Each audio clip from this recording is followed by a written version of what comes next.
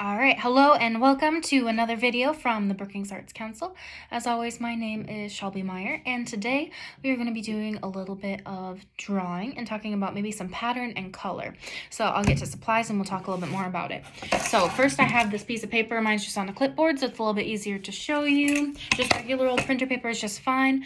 I have a pencil, and then I also have some markers over here, and I have some colored pencils as well. So kind of up to you. You can also use crayons or paint, whatever your parents are okay with. All about personal preference, so I'll color, but I'll do what we need to do. So today, like I said, we're going to be doing a little bit of drawing, a little bit kind of abstractly, if you will. So the first thing we're going to do here is we're going to take our piece of paper and we're going to take our pencil here with an eraser on the back, and we're going to scribble. And when I say scribble, I don't mean scribble back and forth and make it really, really dark with a lot of graphite. You don't want it to be a lot of gray. You want kind of some nice open lines that leave some kind of nice open spaces for you, maybe some swirls if you want to kind of go across. It doesn't have to be anything super spectacular. Something like so. You want some nice wide open spaces. You don't want to scratch over and make big dents in the paper, but just something like this is what we're shooting for. So this is actually considered scribble art. So this kind of main part here is like the big kind of foundational part. Next we're going to go through, and I think I'm going to use markers today, even though I have my colored pencils with me. Markers just seem a little bit better. And I am going to actually go around and I'm going to outline all of those lines that I just drew with a black marker. So this is a little bit more technical. You got to match those lines just a little bit. Nothing crazy. If you want to draw them just with a marker in general, like to begin with, so you don't have to go through and trace, that's fine too. Completely kind of up to you, but just tracing those as best you can. And if you can't get them super perfect, we can always use our eraser, because we should have one of those handy as well. So like so.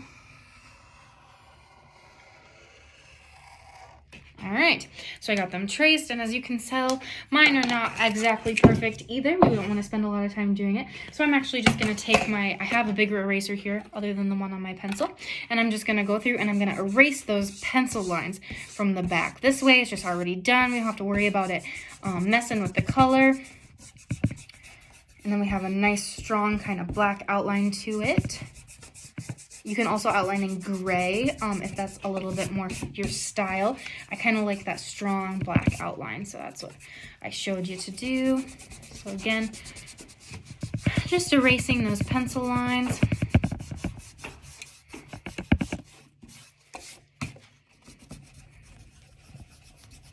And so while I'm finishing up doing those pencil lines, and maybe you're doing the same, or maybe you're going to watch completely and then work through it, the next step here is adding color, and I think I want to add some pattern too, up to you, but I'll talk about color just a little bit. Nothing crazy, nothing really super new. If this is your first time watching the video, maybe new, but same kind of thing I've talked about in other videos.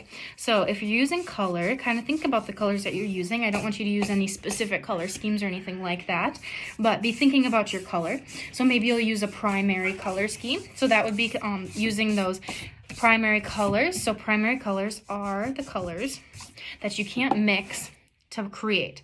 So the main primary colors are red, yellow, and blue.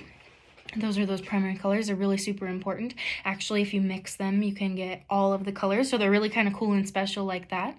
Maybe you do a secondary color scheme, which would be the colors that they're directly mixing. So green, purple, and orange, which if you've watched videos before, are my personal favorite. I really like those colors. Green is my favorite color. So it just kind of naturally falls to that kind of color scheme.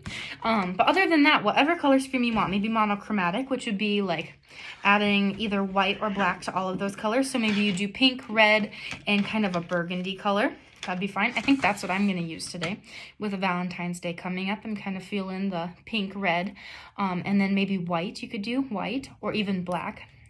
And then you're going to fill in these areas that it made. So when we scribbled, we have these big kind of open spaces here.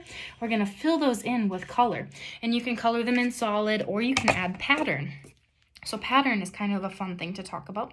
So pattern would be anything that you're doing in a repetition. So stripes would be considered a pattern. So maybe you do stripes in a couple of these with red. Or maybe you do polka dots. That would also be another pattern. So I'm gonna use my red and make stripes in a couple of these. And I'm not gonna fill the whole thing out because it's kind of boring to sit and watch me color the whole time. But we got some red stripes, and then I think I'm gonna use pink and do polka dots. You could also do cross hatching, which would just be making 2 sets of stripes, so one and then crossing them the other way so they look like X's kind of. Maybe you do different length stripes. Sorry, my cat's being weird. Maybe, like I said, polka dots. All of those would be considered patterns, anything that you're doing in repetition. So be creative with it, have fun. I'll show you after I get these polka dots done what I'm working with here. You can also go back over if you do your pattern with marker, and you can use colored pencils to kind of fill in that area in the background too, so you have the pattern in color and the background is color too. That's kind of fun sometimes. But yeah, just think about what you're doing and kind of be aware of the colors that you're using and what they're called. I think that's always a good thing, is being aware and being able to explain why you chose those things. My reason, like I said, with Valentine's Day coming up, it doesn't have to be your favorite colors. It doesn't have to be for the holiday, whatever you're kind of interested in. So I'll show you a couple more polka dots to make, and then I'll show you what we're working with, and I'll let you kind of be free and do what you wish. All right, so I got, like I said, I have some red stripes, and then I have my pink polka dots up here, and I'm gonna fill in, I'm gonna try and do all of these different things with a couple different patterns.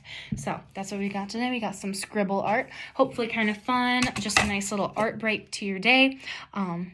But yeah, that's all I really got for you today. So if you have questions, concerns, suggestions, anything like that, you can always reach out to the Brookings Arts Council through our email or through Facebook is always a good way to contact us as well.